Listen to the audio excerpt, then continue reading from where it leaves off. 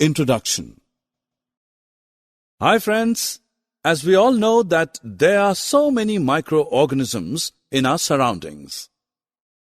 They are classified into different groups. Some of them are useful for us and hence called as friends, while most of are harmful and hence called as foe or enemy. So in this module, we are going to learn more about friends and foe nature of these microorganisms.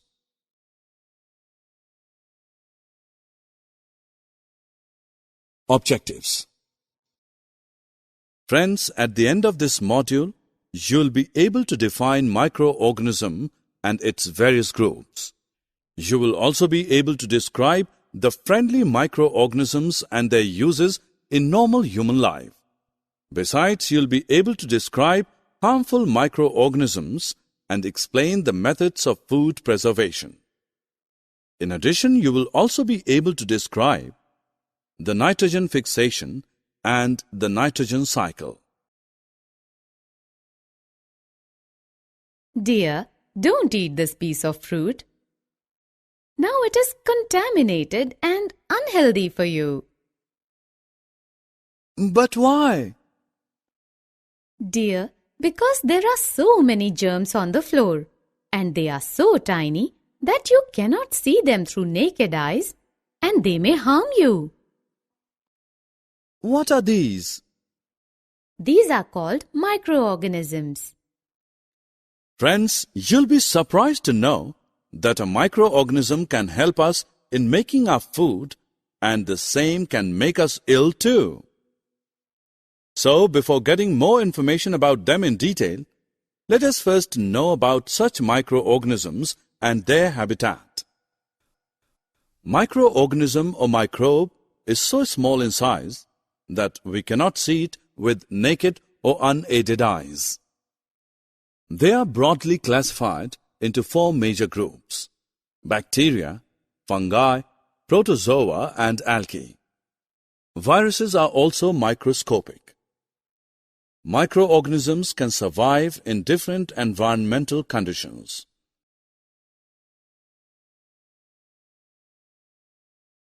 Dear students, these microorganisms are broadly categorized into useful microorganisms and harmful microorganisms.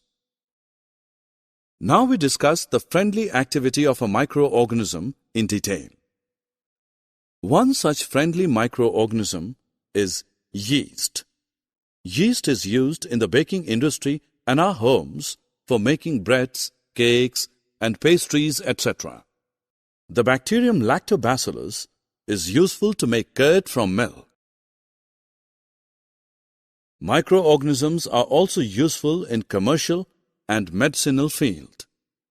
For instance, yeast is used in the distillery industry for large-scale production of alcohol, beer, and wine. Some other bacteria are helpful in production of antibiotics and vaccines. Vaccination is helpful in several diseases including cholera, tuberculosis, smallpox, and hepatitis.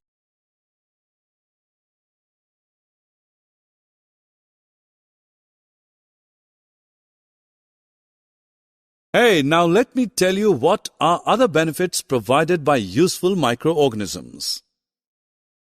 Some bacteria and blue-green algae increase the soil fertility by atmospheric nitrogen fixation process. Nitrogen fixation is the biological process in which atmospheric nitrogen is converted into ammonia. There are other friendly anaerobic bacteria that are used in the synthesis of biogas. Biogas is a mixture of methane, carbon dioxide, hydrogen, and hydrogen sulfide. After discussing about helpful and friendly microorganisms, let's learn about harmful microorganisms. We will start with microorganisms that cause diseases in humans and animals. The microorganisms that cause diseases are known as pathogens. We can classify diseases into two categories: non-communicable and non-infectious diseases, and communicable or infectious diseases. Non-communicable diseases cannot be transferred from one person to another, while communicable diseases are transferred from infected person to a healthy person by means of air, water, food, etc. Common cold is a very common example of communicable disease. Friends, some insects and animals that are found in our surroundings act as carriers of pathogens. Housefly and mosquitoes are the common examples of such carriers. In cholera disease, housefly is the carrier of many pathogens. To prevent cholera, we should always keep food covered and avoid consuming the uncovered food items. In malaria disease, female Anopheles mosquito is the carrier of Plasmodium parasites. We should use repellent creams, sprays, and mosquito nets to prevent malaria. Here is a list describing various common human diseases caused by different pathogens. Now let's move on to our next topic that discusses about diseases in animals. Have you heard about any animal disease caused by pathogen? Anthrax and foot and mouth diseases are the common examples of animal diseases. Anthrax is a bacterial disease caused by Bacillus anthracis, while foot and mouth disease in cattle is caused by a virus.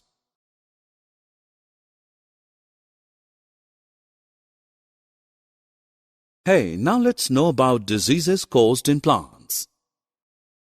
There are several microorganisms which cause disease in various plants.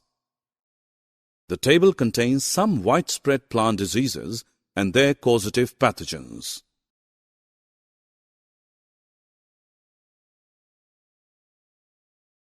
Friends, in summer season, if the food is lying in open for a longer duration, the food turns stale and finally poisonous substance. The cause of this is again the same, bacteria. There are some bacteria like Clostridium, Bacillus, and Staphylococcus which cause the food poisoning. This food causes harm to us. We can preserve our food by some methods as listed below. We use pasteurization process to preserve the milk.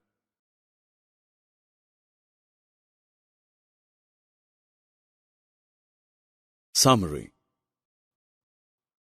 Friends, let us summarize what we have learned in this module.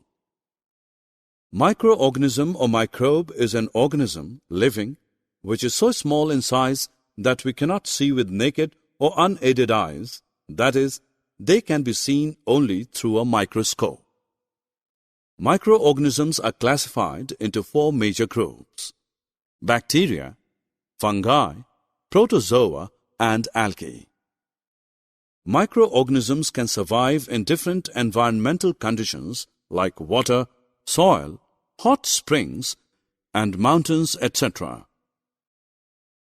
Microorganisms are broadly categorized into two main categories: useful and harmful microorganisms.